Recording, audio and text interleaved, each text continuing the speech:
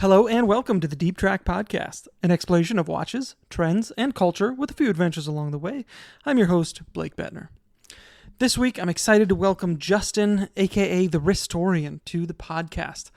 Justin and I have been friends for a long time, and he runs an Instagram channel and has a website called The Wristorian. The goal is to really bring the history of a lot of the watches that we love to life. So he does this through research and documentation. He digs up old photos and he brings it all to light and puts all these pieces together to put a lot of these watches that we enjoy, these old sport watches, tool watches, watches that have these great stories, into a proper context. You know, I think oftentimes we are used to seeing these watches in auction catalogs or on the wrists of celebrities, or they're talked about in terms of how expensive or rare they are, but we rarely see them placed in the context in which they were used originally and which form the stories and the basis of what makes these watches so interesting to us today. So Justin has a project, The Wristorian, where he does just that. And the Instagram, if you follow him, you'll notice a lot of pictures from archives or pictures from historical figures or government projects or military projects with the people wearing these watches and putting them to use in the way that they were meant to be or for reasons that they were developed for. So it really kind of adds, in my mind, the true romance and the true foundation of what these watches mean to us these days. So we talk about how he goes about his research, some of the more interesting things that he has come across, and what that process has been like. How it's shifted, how he thinks about modern watches and old watches alike. You should definitely go follow him if you are not, as well as check out the blog. There's a lot of really cool things there. We also talk about a few specific stories that I will leave links to down below. Justin is an all-around really great guy to talk to, and I really enjoyed this episode with him. Thank you to Justin for taking the time. With that out of the way, here is this week's episode with the Wristorian. Justin Couture, aka the Wristorian. Thanks for joining me, my friend. It's good to see you. Yeah, you as well. You as well. It was like last September we saw each other last, and we recorded in person in Florida. That's true. Was that September? That was, and we recorded a podcast then as well. That was a lot of fun. Yeah. That was Rosemary Beach, Florida. Lovely setting, by the way. It was very nice. Yeah. Yeah. I hope they're doing. I feel like there's a hurricane down there. I don't know how far. I guess it's a little bit further west than that at the moment, which is kind of strange. Like PCB, the Panama City beaches, I feel like it's in the news, like riptides and sharks, and yeah, we feel like I'm reading about every week, like riptide incident or something like that. So, and we were in the water, both of us, the whole time, and we were. So we should, we'd be thankful we made it out the other side in one piece. No sharks, no reptiles. Yep, exactly. I've got I'm actually wearing my hat that I got during that trip. We went to the Man in the Sea Museum, which is of course where they have the Sea Lab 1 and 3, which is of course Sea Lab 2 as well, partially, I believe. So very awesome place. And that's just outside. It only gets like cooler on the inside of the museum. So if you're in the panhandle of Florida, highly recommend checking out Man in the Sea Museum. And little known fact, well, maybe it's not little known. I didn't know, certainly. They have a great hot sauce. Their Aquanaut hot sauce. Yeah, the official title. The Aquanaut hot sauce. I love it. Yeah, we went through that quick. My son loves spicy foods and like hot sauces and stuff like that, so he puts it on everything. I was putting it on like pizza and tacos, all that kind of stuff. It's great stuff. All right, so Justin, I mentioned you are the Wristorian. Maybe give us, for people who aren't familiar or don't follow you on Instagram, give us a little intro of who you are and what you're up to. Yep. So yeah, like you said, Justin's fine. The Wristorian. I started few years ago, 4 years ago, I don't know, a while back. It was like right around COVID.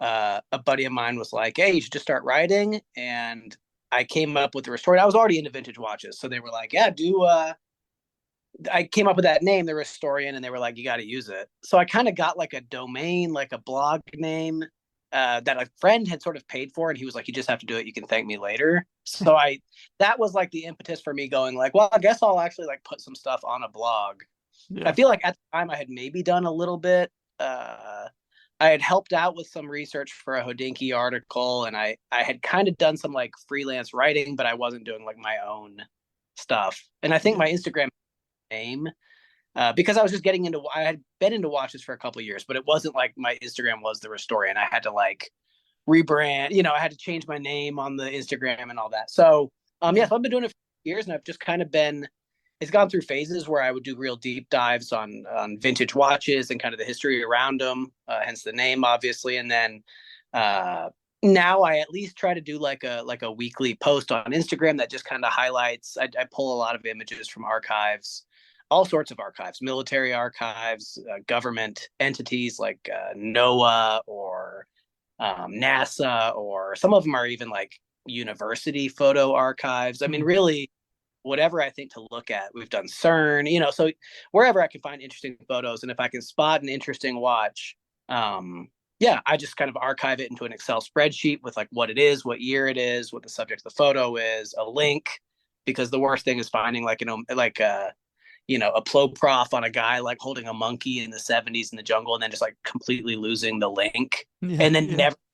I don't remember where that was, because you Yeah. go down these rabbit holes and a link leads you somewhere else, and that leads you somewhere else. Yeah. And if you don't save that link, in the moment, I've probably lost tons of great photos. So I do that. I kind of try to keep, do it like a weekly post, and just kind of like mainly just add context to, watches that were actually used historically, Yeah. even if it's just instance. I like to highlight that. So my passion really was like kind of vintage watches, and still is to some extent.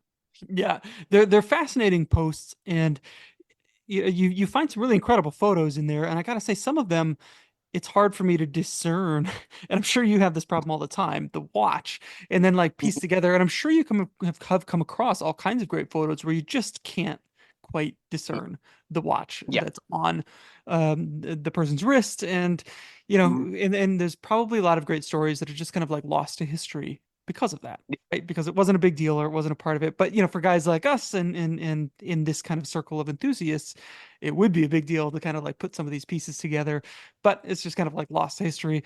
And we'll get into this a little bit more, but before we get too deep, what are you wearing on your wrist today? I think I saw something pretty interesting.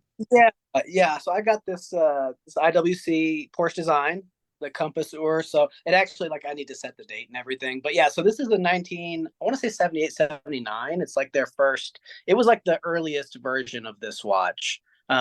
So it's like classic Porsche design. Like early on, they were innovating, and it's all aluminum. So that the early ones like this had the full aluminum bracelet, which I Yeah. like. And the Yeah. aluminum came well, but they moved to, I think it's Delrin or something. I can never remember, but it's a type of plastic they moved to later, Yeah. and they have proprietary sort of end links that, if it's plastic especially, they'll just like break off, and then you'll just have like a watch head for the rest of your life because you can't source a bracelet for them. Yeah. Um, yeah, so I'm wearing that.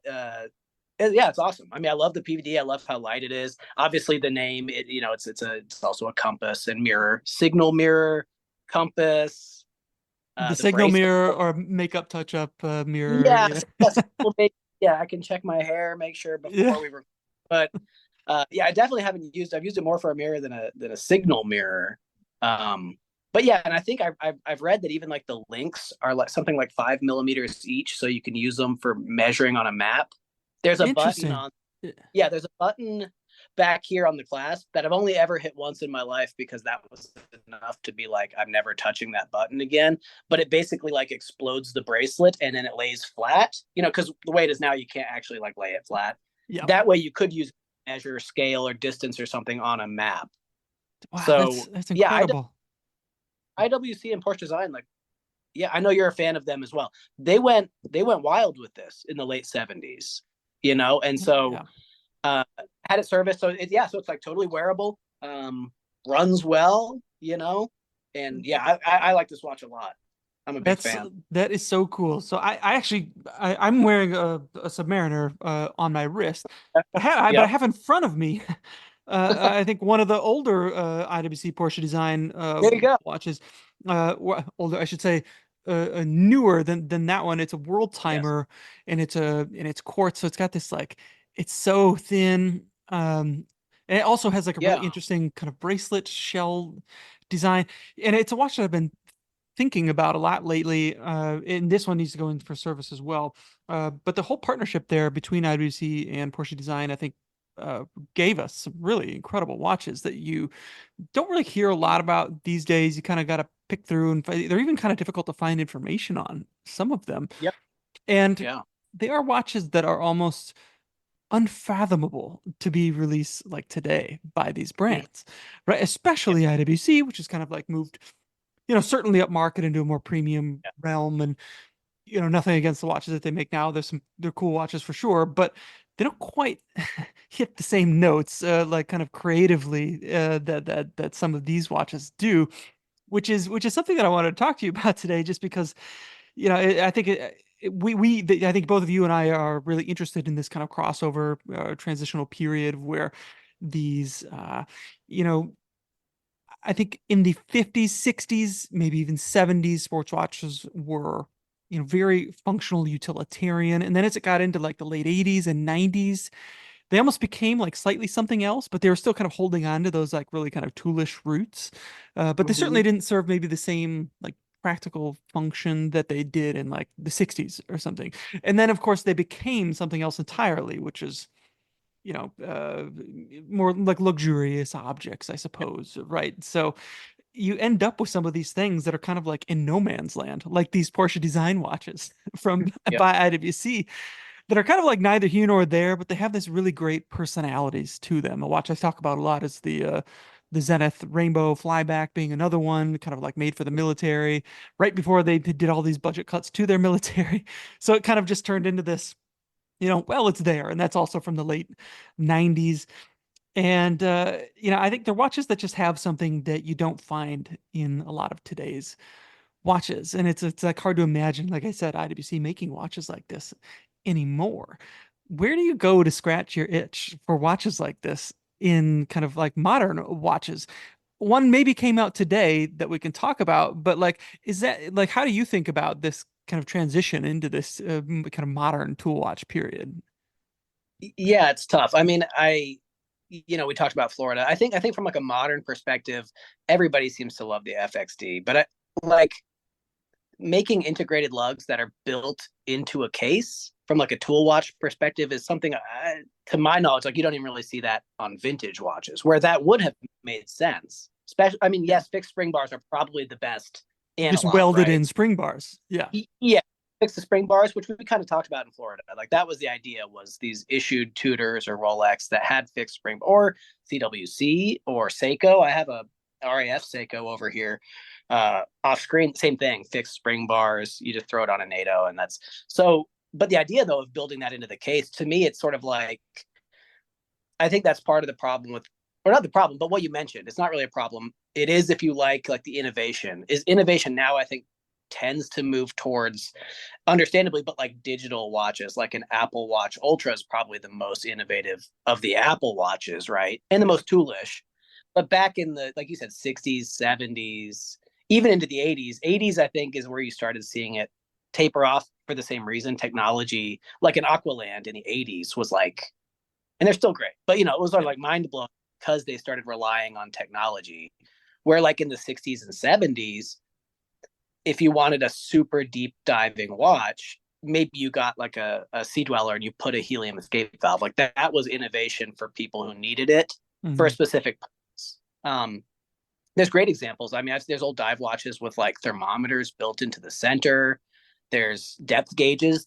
Things had to be mechanical, Yeah. or they couldn't rely on a digital aspect. So I think back then you saw a lot of that, which is the stuff I'm kind of drawn to. A compass built into a watch, Yeah. something that's magnetic because of material, stuff like that. So modern day, it's tough. I mean, the integrated case, things like that. I do think that's like, not just in materials aside, right? Yeah. Materials are obviously, we were talking about when you were talking about Porsche design and IWC. Not to get off on too much of a tangent, but it does tie into, it's like the Yeah. looms into the ceramic. It's almost like using something like that. Like imagine if they coupled that with something from Porsche design. Because right now Porsche design tends to lean into the Top Gun thing. I Yeah. think, like it's like to me, they're focused kind of on that chronograph, which Yeah, is the chronograph cool. one, yeah. Yeah, and a big part of their history.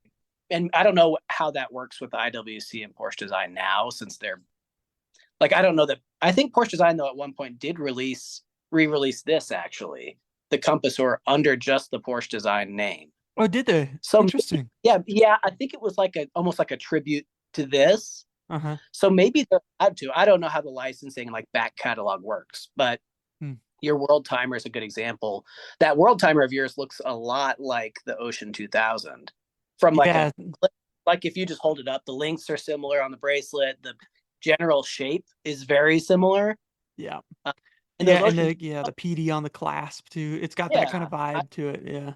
yeah, and those Ocean 2000s are a good example of a watch that's just like, I mean, among like enthusiasts, military enthusiasts, and collectors, those are still kind of like pretty sought after. I think Yeah. an article came recently, like I saw one yesterday about them. You know, so they're still relevant, at least to us. Hmm. Um, but yeah, I mean, I think from a modern to like tie it back to where you originally were for modern watches that scratch that sort of funky vintage watch itch.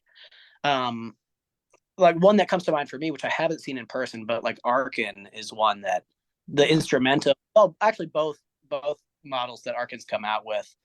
Um, yeah, it's just kind of coming up with new ways to do things. You just don't see it that much. For Yeah. some, that's like the Submariner. You don't. No one's asking for it, right? Yeah. But But that's all but we seem to get, which is kind of a bummer. yeah. Oh, well, and some of that is sort of to blame, I think, on vintage reissues. Yeah. Not that we were meaning to get into it, but you can rest on your laurels a little bit as a watch company, and some of my favorite watch companies do that. Yeah. I like Rolex as much as anyone, but you know, it's like the financially or otherwise, they're just not motivated to like reinvent something. Yeah. And Rolex specifically, it might just be like sort of a bridge too far. People would probably be like, Tudor did that a little bit with like the North Flag, even where a lot of people like I like the North Flag a lot, but I think some people felt like it's too much, you know, Hmm. just stick like the bread and butter of like black bays and things like that, the Pelagos as well. But Yeah, so yeah. That's so interesting. The North Flag, that's an interesting watch. mhm. And I feel like it was like 5 years ahead of its time, Yeah, it was you because know? you know it was integrated sort of bracelet. I think it had like a ceramic sort of like fixed bezel kind of ring on it, which was cool. It had a lot of stuff. Like now, if they revisited it, like it was a little thick because it was using the newer movement they had, and they wanted to display it, show it off, so it has a display case back.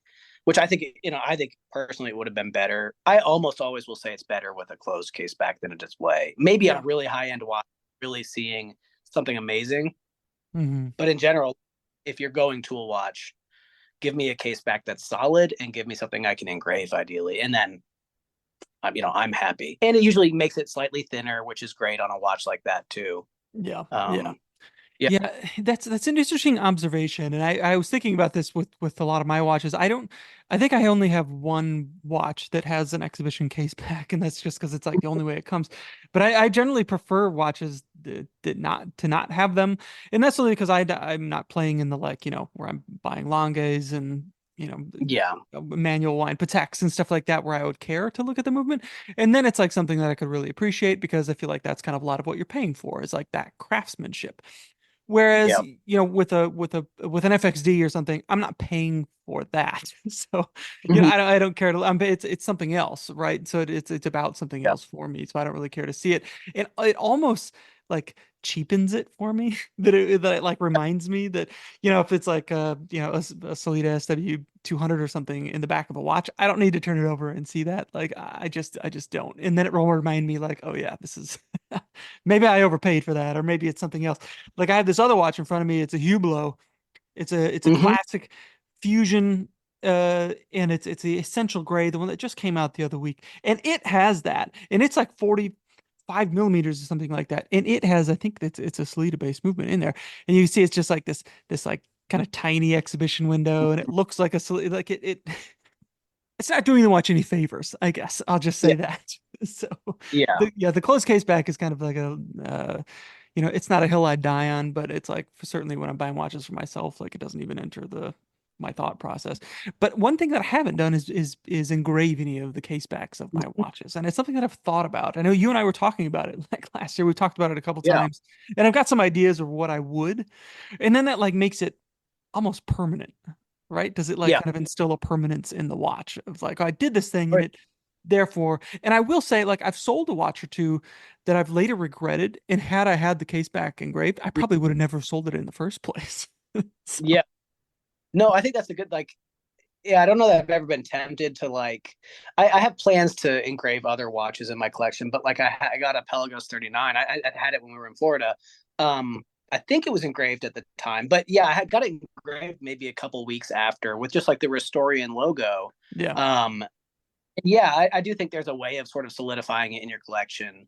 That watch realistically wouldn't go anywhere anyways because it's just a really good watch, but yeah. it does that for you. You're like, it's not even. It sort of like puts it in its own place of like that's not even available to trade or to sell. It's just I'm not going to. So, Yeah. uh, yeah, and there aren't that many options. It's hard to find good engravable watches, like truly like clear, like not clear, blank case backs. It's Yeah. really like Tudor backs. I mean, there probably are a few others, but it's surprisingly hard to find like a good engravable case back.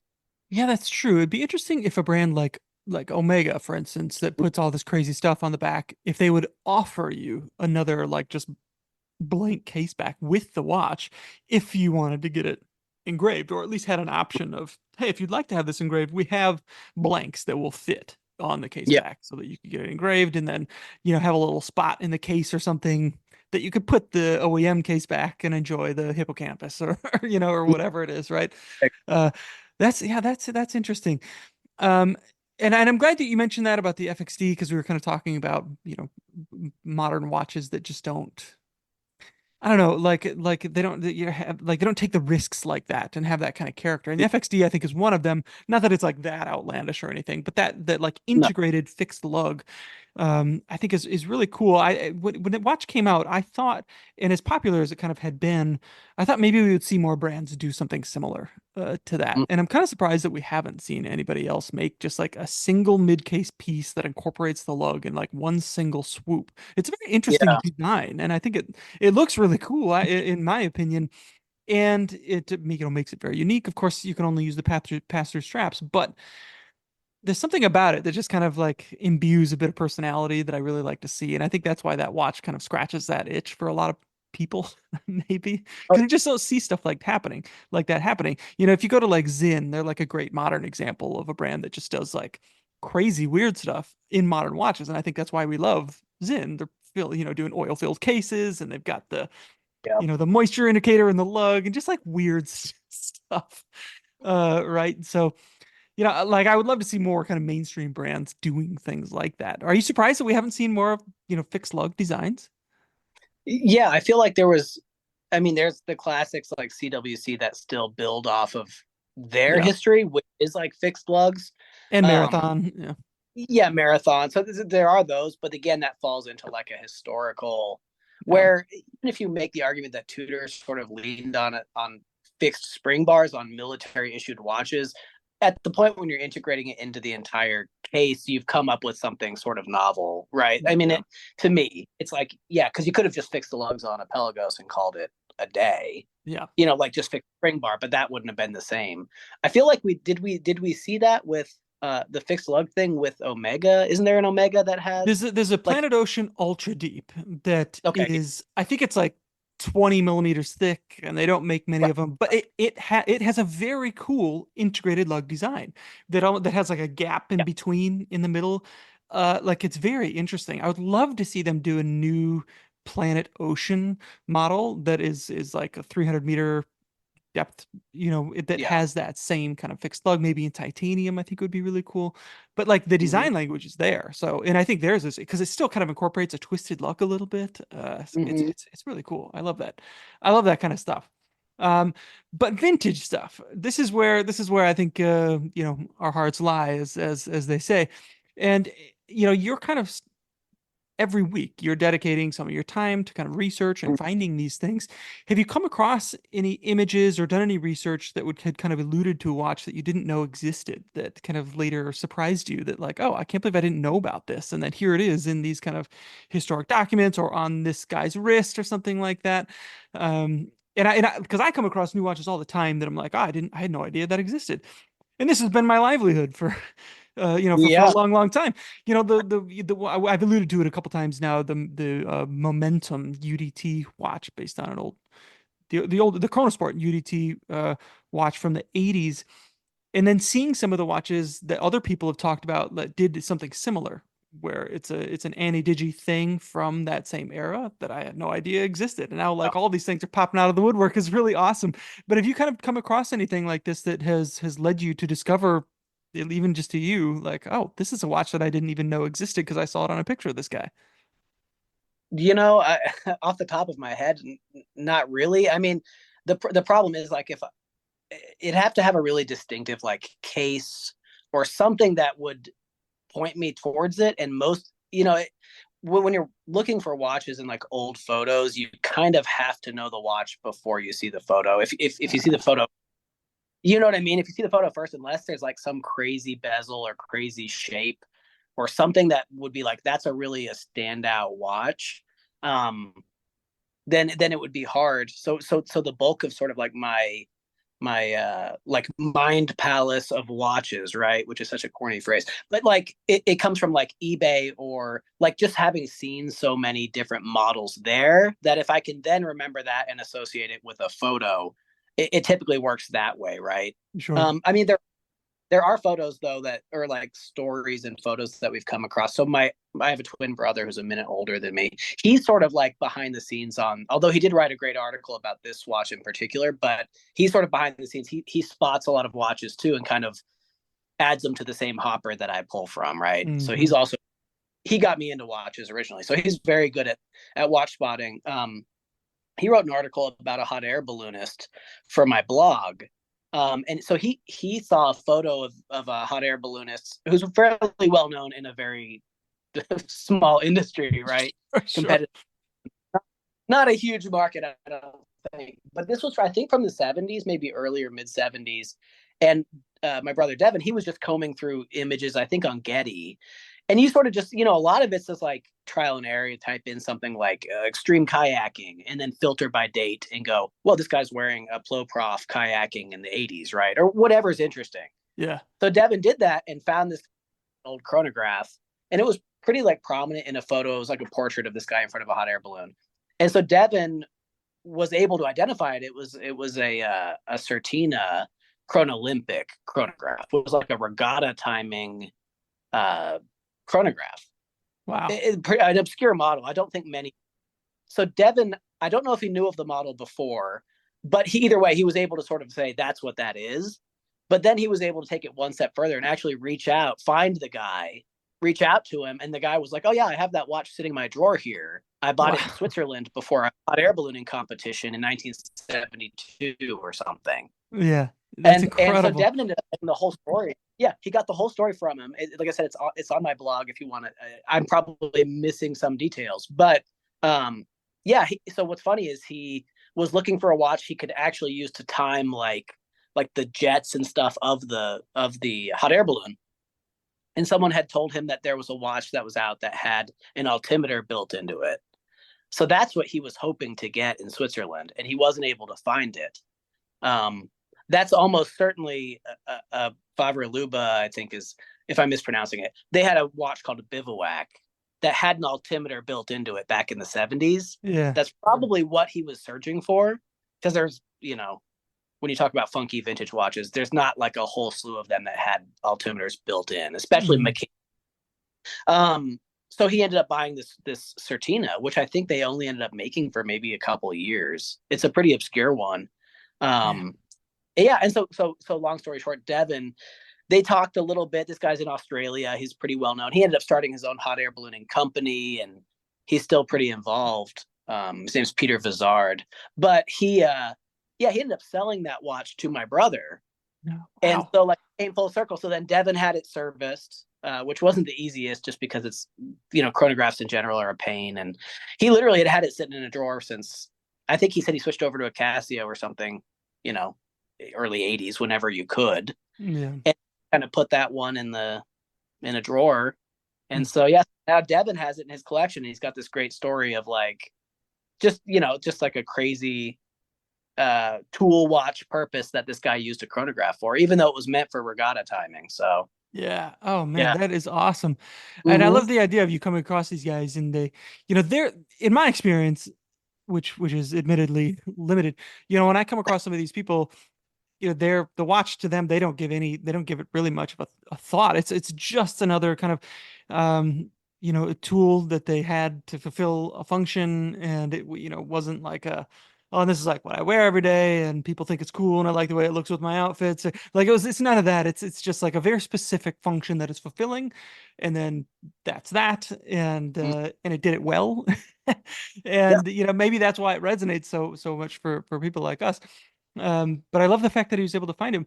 The and I'm curious, like if you come across some of these, do you, if the person is still alive, is there an element where you try to reach out to them when you Yeah. can and open a dialogue about it? And how often are they just like, what, my watch? What do you care about that? Like, what does that Yeah. matter?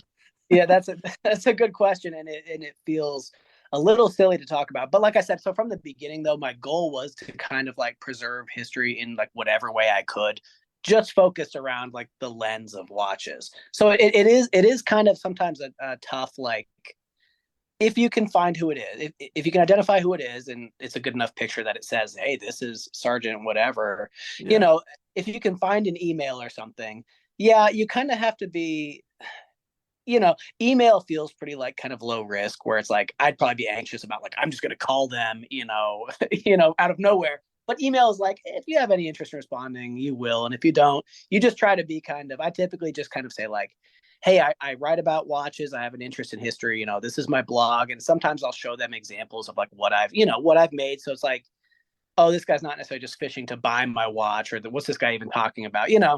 It is a strange sort of um it is strange to just like blindly send somebody especially because like you said, a lot of times you're messaging them about a watch that they wore 30 years ago, well, more than that now, 40, Yeah. 50 years ago.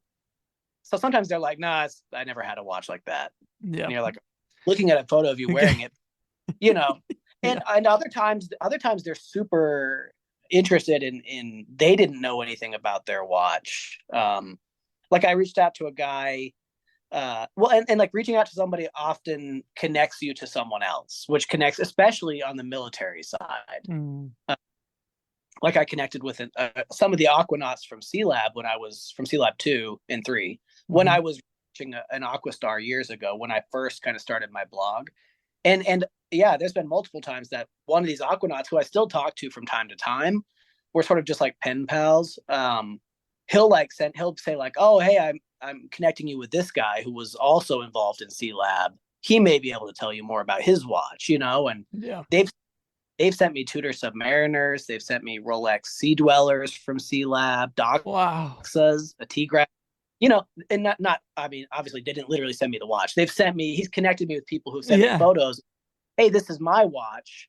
Yeah, one guy was involved in C Lab. He had a T-Graph, which interestingly, that would have been before the T-Graph was ever actually on market when he was given it. Hmm. Uh, so that makes you wonder, kind of like, wow, that could have been like one of the first T-Graphs out there. And he Wow. used it training for C Lab 3. So he sent me a couple doxes, and he didn't really, a lot of these guys are like, I didn't know anything about. Like you said, it was just issued to me. I think he said, if I remember right, he said that they took him to a dive shop in California where they were training, and they were basically like just handing out doxas to everyone. And Yeah. most people got like like a shark hunter, a black Hmm. sub 300 T. But when he got up to where they were handing him out, they handed him an orange chronograph doxa. And he said he even made a comment like, well, why is mine look different than everyone else's? Like, why am I getting this orange chronograph? And they were like, oh, well, it's just a new model. We want to kind of test that one out too. Hmm. And what better place than C Lab, right? Yeah. And okay, cool. And then he took it and walked off, right? And that is, so they don't have that sort of precious, um, feeling about them usually. They're Yeah. sitting in drawers and stuff. So that helps a lot. But yeah, you just kind of reach out and like I said, if they're interested, they'll respond. But a lot of times these people do have stories to tell. And the watch may just be like, I was literally just wearing the watch while it happened. Like the watch is not the star of the show. For But us, that's it's yeah. Yeah.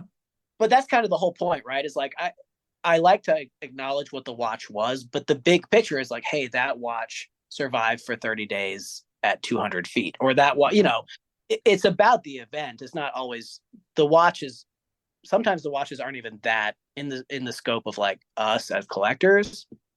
The watch is another Rolex Submariner. It's it's a Casio, or it's not always the coolest watch out there, but what they do with it, Yeah. that's stories. So yeah, a lot of times I will reach out to them and they'll connect me to other people and I can sometimes provide info on the watch itself. Sometimes they have something wildly valuable. Yeah. I mean, I've seen in certain cases I've seen like six-figure watches that people were just wearing in Florida gardening because they didn't know. They I were just just had no given idea. yeah, they were given a prototype Sea Dweller of the four that were given out in Sea Lab 3, they were given one of the four, and they knew it was a nice watch, but like they didn't know it was, like I said, six figures or something like that. So Yeah.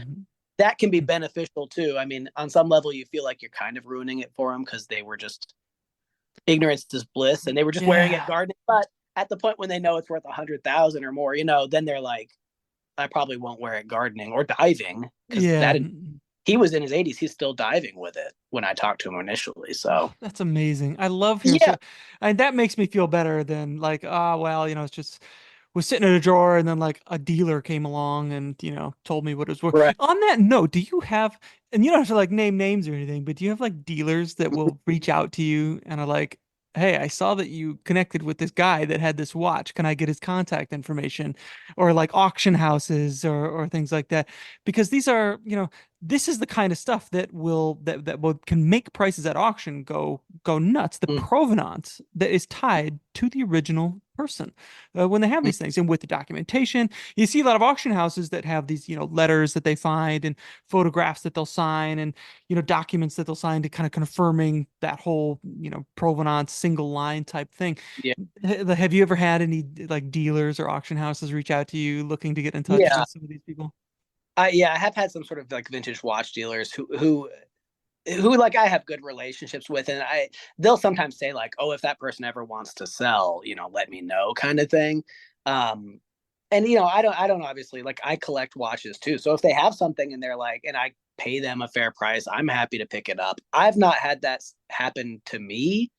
I have like I have some people where I'm like, if you ever decide to sell it, they're like, I'll come to you first, kind of, Yeah. um, specifically a Certina from the Tech Type program, which was like C Lab, Yeah. the U.S. Virgin Islands. One of my early stories was a guy who has a Rolex Submariner and a Certina, both from that program, and he loves the Rolex. He still wears it like every day. He said it was by far the superior dive watch, Yeah. which no shade towards Certina, but Of uh, course, yeah. but he said like that's a bigger watch. It's clunkier. It was just not as so he's sort of earmarked that if you ever decide to sell it, I would love to pick that up. But sometimes it's just playing out of my field too. Like a prototype Sea Dweller is far beyond my, Yeah. and I want these people to get what they should for the watch too. Like you said, Yeah. if the wrong person came across it, they Hmm. would be X amount of money on that watch. So Yeah. I feel like you're kind of, you just got to do the right thing, right? Yeah, Like if, you're like you're arming them with knowledge. And like I yeah, feel like ideally in that situation you can connect them directly with a collector that would want it to keep it yeah, and not like the middleman that's looking to take advantage of the situation potentially and make some more money on the thing or whatever it is. But boy, I yeah. can imagine these. So have you found that there's a difference between, so a lot of watch brands these days market their history in a certain way, and we kind of associate Mm, all these like famous stories with these certain watches and certain brands. But then as you start to peel back the layers with the people that were actually a part of this era using these watches, then it becomes like maybe a slightly different story or something like that. Like I feel like we all have these stories in our head about, the crystal popping off the Submariner and Bob Barth like figuring out why, and then thus was birthed the Sea Dweller with the with the Yep. healing. But like I'm guessing that there's a lot more to a lot of these stories, and it's maybe sometimes like not quite as glamorous as the brands would make it out to be. Like has researching any of these watches kind of shifted your perspective or changed how you view some of these brands and the marketing that they release today around some of these watches? Yeah. I mean, it does give you like at some point, I kind of feel like every watch brand for the most part that existed like in the 60s, 70s, and 80s kind of is entitled to market some level of history, like actual use. If you look at even like C Lab is a good example. So when I like I said, when I first started writing about like some of the stuff I write about, C Lab 2 was a big thing. And so that was a big thing for me. And so one of my articles, because I was researching an Aquastar that was engraved from C Lab 2. So I started digging into all these historical photos, and I think I identified like 6 or 7 brands that were all present in the habitat of No C Lab. kidding. Okay. So where, and granted, it's a decent example, but if you go, okay, well, Tudor wants to capitalize on C Lab with the FXD where we went, or Rolex wants to, they certainly can because they Hmm. were down there. Yeah. And Rolex the Submariner was known, and later the Sea Dweller was known to be issued for C Lab. I mean, Yeah. there's engraved, so we know that. But I try to highlight, like there was Zodiac Sea Wolves in C Lab, there was Blancpains in C Lab, there was Enicar, there was Nevada Grenchen, there was Aquastar. Mm-hmm. So you kind of look at that, and when people are like, I think some people get tired of watch companies resting on like their history, right? Yeah. But there's a lot of brands that have some level of entitlement to that as well, Mm-hmm. because at the end of the day, and that's what I sometimes like to highlight, is there's been lots of Seiko watches used in undersea habitats. Maybe not in Sea Lab, but certainly in Tektite, where Mm-hmm. also Tina and Aquastar, So it's just whether or not brands, as a side note though, too, you notice that Japanese watch companies in general, in my experience, don't seem to capitalize on their history, and I think maybe it's like a humility thing too, where they're like I wrote an article about Citizen a year ago or a couple of years ago, and my brother again had identified the Citizen watch that was used by like the first Japanese mountain climbing party to scale this part of a mountain.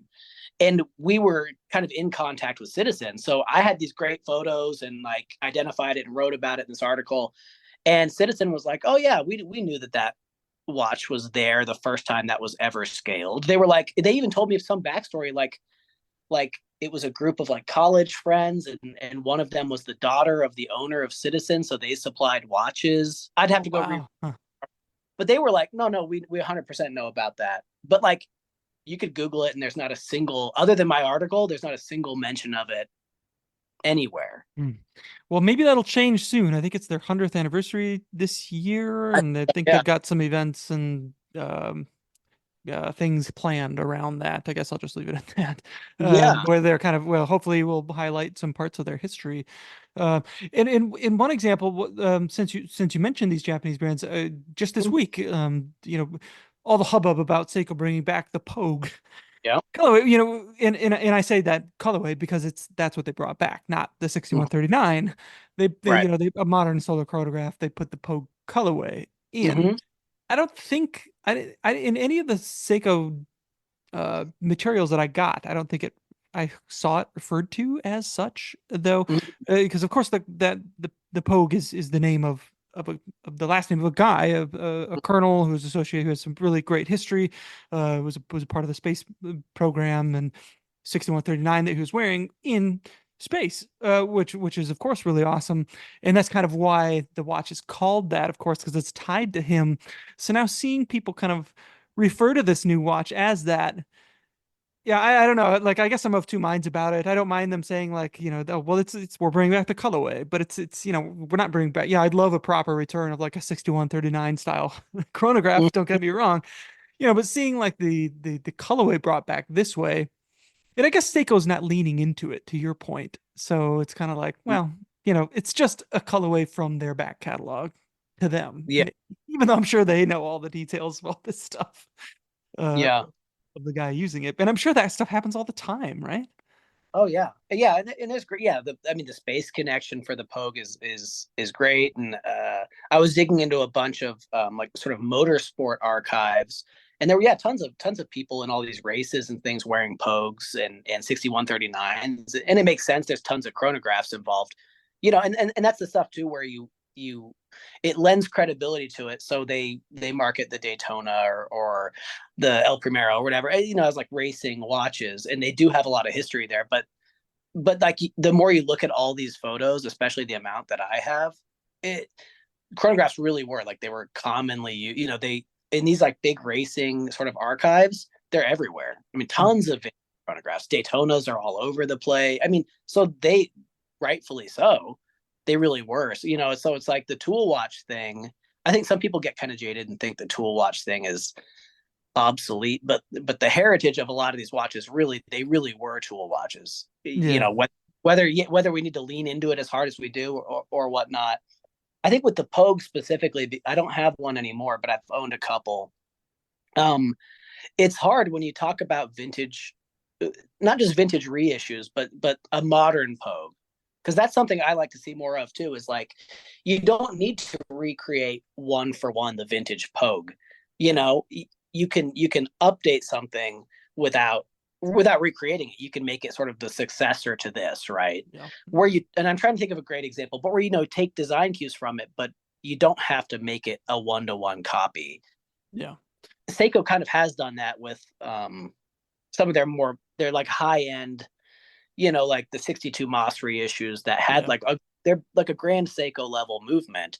So to see Seiko, if they came out with a one-to-one, the best example of, to me, in a modern, if we're talking modern releases, which I know this was kind of a big controversial one, but that Tag Heuer Kith collaboration, right? Like, Yeah. I The think, Formula One. Yeah. yeah, Formula One. It's really hard to take a modern watch and make it a one-to-one or very close to that, but then price it 3 times higher or 5 times higher than the vintage. So like a Pogue would be a great example. I'd love a modern version of a Pogue that actually had an automatic movement and everything. Mm-hmm. But if they made it that high end, and you're talking, $3,000 or whatever it costs, because it would be a higher end watch from Seiko. Yeah. You can get a good example for 1,500 or something. Yeah. So I think that's another problem, is you start to run into that where some people will just say, I will not wear a vintage watch.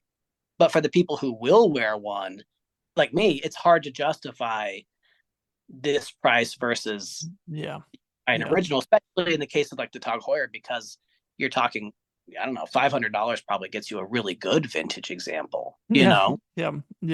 That's interesting. I'm generally of the mind that I think brands are better served by kind of looking at the purpose or looking at why or the design, the ethos, the DNA or whatever it is, and then doing something like interpreting it in like the modern way and just kind of like letting it serve as a foundation to build on rather than just recreating something and then that is like an end point, because where do you take it from there? It like is just that thing and that's all it can be. And I think so. I love some of these just as much as everybody else. I think there's some beautiful ones out there. And I think, and I talk about this a lot. Zenith, I think, balances this out really well, where they bring back some of their old watches like almost perfectly, but then they also have the other kind of like, well, here's like a modern interpretation of it at the same time, which is great. And watches like the IWC Ingenieur, that's like a modern interpretation. It's not a recreation, and I feel like it's been popular over the last 10 years to like remake literally. But then, it's, well, that's kind of like, well, that's that shtick. And where do you go from there? And it's almost painting yourself in a corner, especially when you have like really great, like a lot of examples already out there existing that I would always encourage people, well, go that route if that's what you're looking for. It's like the, reduce, reuse, recycle, whatever. Like, Yeah, hey, true. reuse. These things are still out there and they're still perfectly good. And, they can be worn with the right precautions being taken. So if people want to wear these older watches, like how would you recommend that they would go about doing that? Like if they saw that new Seiko and they love that colorway and then they just learned about the 6139, they're like, oh, I really love that. and you find one on eBay or wherever for 800 bucks, $1,000, like what would you how would you recommend people like go about, like, well, yeah, go for the original, go for that, and you can do this and make sure to keep this in mind, and then you can wear it every single day. Yeah, I think you have to be so like I don't know how many vintage watches I've owned. I just don't know how many I own currently, unfortunately. But like how many have come and gone. But I've only ever had one that's like fogged up on me, and I wasn't swimming or anything, and that was a Pogue. So spoiler alert, if it's a Pogue, you Sure. may just want to go and get the seals replaced Yeah. in the crystal like right off the bat. But I think I was mowing the lawn in it or something, like not long after I'd gotten it, and it was hot and humid, and it fogged up, and I just like put it on a windowsill, let it dry, got the seals replaced in the crystal, and it was good to go. So I Yeah. mean, I think depending on the watch, seals are obviously like and I'm not like a watch expert in that regard, but seals go a long way, right? Especially, Yeah. dive watch and stuff. It's not that expensive to have it pressure tested, and Yeah. obviously I would even for my own peace of mind, even if I'm just snorkeling or I'm just swimming, and it depends, especially like I'd say 80s, 90s, obviously newer than that. I don't really sweat it much. Like Yeah. I'm willing, generally speaking, to kind of take the risk just because I think that most of these watches still are tougher than we give them credit for. Yeah. 60s, obviously, then I don't, my older watches like that, I don't really see the point in the risk because there Yeah. are so many different options. But if you really want to, most of these things can be made, uh, waterproof again. Yeah. Chronograph, clearly, they're just never the best option for water, in my, like Yeah. Yeah. keep in mind what it's built for, but Yeah. I was wondering while you were talking, do you have any like vintage, like older models that you'd like to see like a new iteration of that we haven't seen yet? Like not like not a 1-to-1, but like a using modern materials, using modern technology. Is there any like model that's sitting out there that you want to see? I mean, honestly, and I would have said this even 2 weeks ago. Like the 6139 is right at the top of my list. Like I love how simple that is, and I love just simple chronographs that I just have a 30-minute totalizer and that's it, or even Mm-hmm. like a centrally mounted chronograph with no subdials. I love those kind of things. Yeah. Like the Lamania 5100 kind of equipped watches, like the Zen EZM1, like Mm-hmm. the return of an EZM1 in its original size. I would absolutely love to see, but done in a modern way with like a flat crystal, like the U50, where you like cannot even see a Yeah. crystal that's there. Like I would love an EZM1 with the same kind of thing, and that's like one of my all-time favorite watches. I think it's such a cool watch, but it's got this quirks, some of those older watches, and that's not even that old. That's from 90, that's from 97. Yeah. So, but that the 6139, I would love to see Seiko make a movement that could do the same thing. And, if you've not owned a Pogue or 6139 of any kind, like it's some of the let's call them amenities, like how you'd pull the crown out or even wind it, like it's not quite as nice as like a modern watch. So getting that watch that has like a slightly similar form factor, maybe not exactly the same, but a similar dial layout as well, but modernized with like a more robust movement. I know that movement maybe had some like plastic parts in it and stuff like that, which was not uncommon like for the time. uh but that one brought into like 2024 would Mm. be a absolute banger, I think, and I would be really excited to see to see one like that. And then, of course, the other ones that I really like are like the old Universal Genève watches, sport watches that I really love those chronographs as well. I think we'll soon find out what those are going to be Yep. like. My fear is that they'll just be like ultra premium, well outside of the realm of like, oh, well, just guys that like beat up tool watches like Mm-hmm. us Yeah. would get. What about you? Do you have any watches in mind that you'd love to see remade? Yeah. Yeah. I think I mean, I wouldn't mind seeing the Compass or the IWC that I have now. I mean, I think Porsche Design's still doing really cool stuff, and I think that they do actually, because I know you've owned some. They do still like leverage a fair amount of technology too, right? Don't they do like wild coatings and Yeah, and that so was stuff like like that. that was their thing even back then, Yeah. right? So it's Mhm. they're just leaning into it. Yeah. Yeah, and then one that sort of sticks out to me, especially because Aquastar came back, what years ago with the Deep Star, and now they've done the Benthos, Hmm. um, which I have a wild story about. benthoses too. Maybe I should get into that real quick. So that was the other one that sprung to mind when you said, "Oh, some vintage." So I think I was on eBay. Like I said, a lot of my knowledge just comes from literally like looking at listings. And it's not unusual for me to reach out to a seller and be like, "Hey, I'm just curious, but where did you get this from?" Because sometimes they'll say, "Oh, it was my grandfather's. He bought it overseas in Vietnam," or, something like that. So there's Yeah. stories sometimes there. I had noticed this lady was selling multiple Aquastar benthoses on eBay. I don't know if I ever told you about this, but I'm like, that's kind of unusual, because the way it was written was like, this is not like a collector.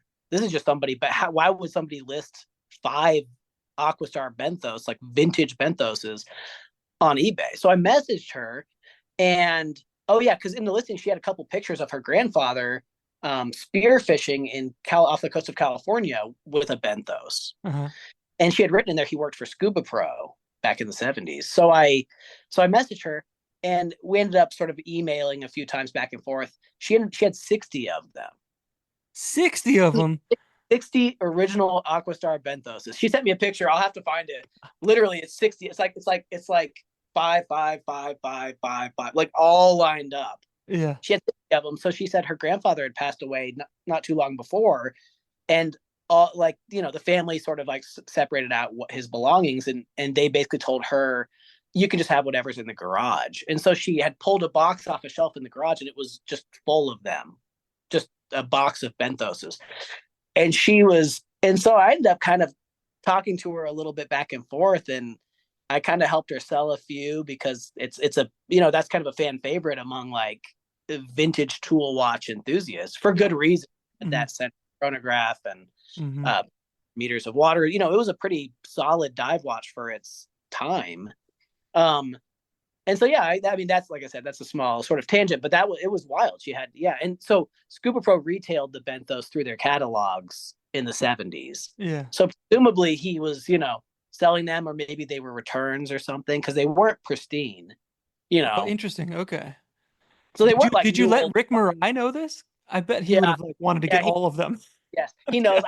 She probably still, if anybody's looking for a benthos, I'm sure she still has a fair amount. But yeah, I know she had talked to Aquastar, because I had worked with Rick a little bit for previous Aquastar, the Deep Star and stuff. So yeah, anybody who wants to like set, they could have bought a bulk of 20 of them from her probably, and so that was. Unbelievable. But in terms of watches that I would like to see sort of remade now, not 1-to-1 like we said, but just brought into the future. Aquastar had a model that I really like called the Glass Star. I don't know if you've ever seen it. It was a fiberglass watch, and so it would like float, but it was a dive watch. Obviously, it wasn't, it wouldn't keep you floating if you were diving with it, but it was fiberglass, and it had like, so a designer from Aquastar went, I can't remember his name, but he went to Omega after Aquastar.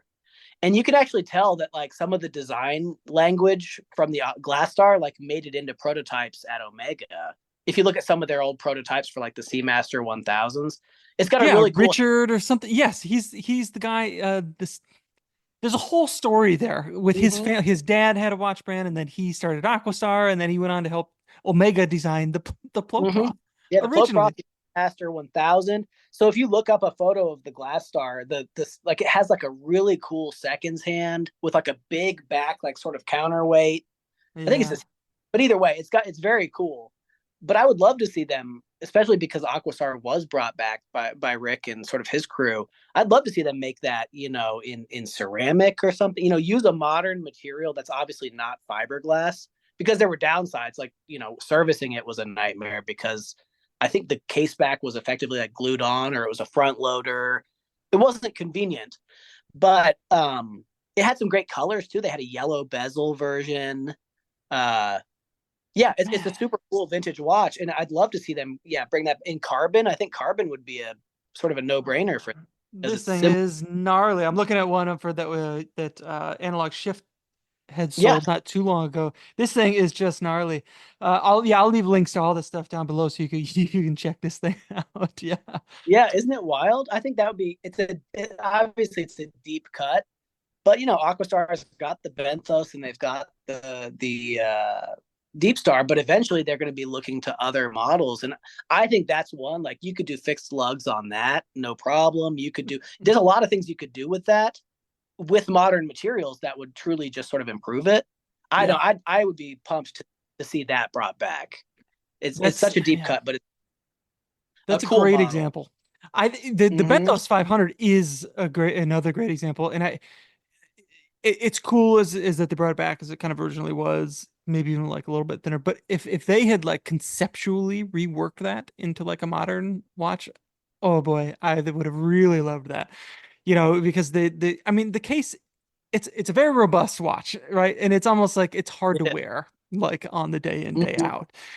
But if Yeah. they had made that slightly more manageable on the wrist, I'll just put it that way. I would have like really really adored that watch because again, we don't really have any centrally mounted chronograph watches out there. I think Zinn modifies the 7750 and Aquastar. Rick had worked with the Lejeune Perret, I think, to make a custom version of this, and which could probably use a little bit of refinement or something, but that's exactly the kind of thing I would love to see brought back in like a you know the DNA is there, but this is a modern. Oh yeah. It's grown up, like Yep. that's the kind of thing that I want. And the Bentos Yeah. 500 is another great example of it. Um, Boy, there's so many of these cool watches. I wish we had more time. Justin, we'll have Yeah. to do this again sometime soon. Where can people go find more of you? What's your website and Instagram? Yeah. Yeah. My website's just theristorian.com. So WRIST Orion.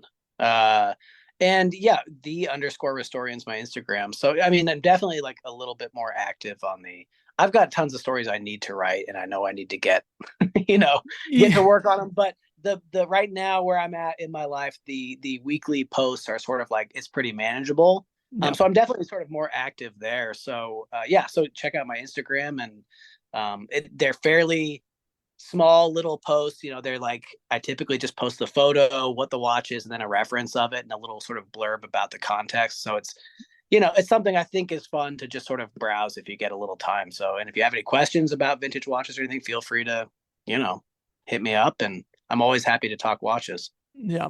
Well, we will leave links to all of this stuff down below. I strongly encourage you to go check out the Instagram feed. I think it's really important to put a lot of these watches that sometimes we only see like on a celebrity or in an auction catalog into context of like how they were actually put to use in their prime. And it really deepens your appreciation for what these things are. Again, beyond the some rare expensive watch. Like that's not why it's interesting. This is why it's interesting. Look at these Yeah. guys that were wearing it. Look at what they were doing, with them, and maybe not the watch, but everything that it was a part of, and that's why I think they are objects that appeal to so many of us today, and why I worry about their future. I think more of us should be doing more interesting things in our watches so that there is a history like that and stories to be told for a generation to come yet. But that's probably a story for another day. Justin, it's just been so much fun to talk to you. Thanks so much for joining me today, man. Yeah. Thank you. I appreciate it. All right. Well, that'll do it for this week's episode. Thanks so much for tuning in. And until next time, take care.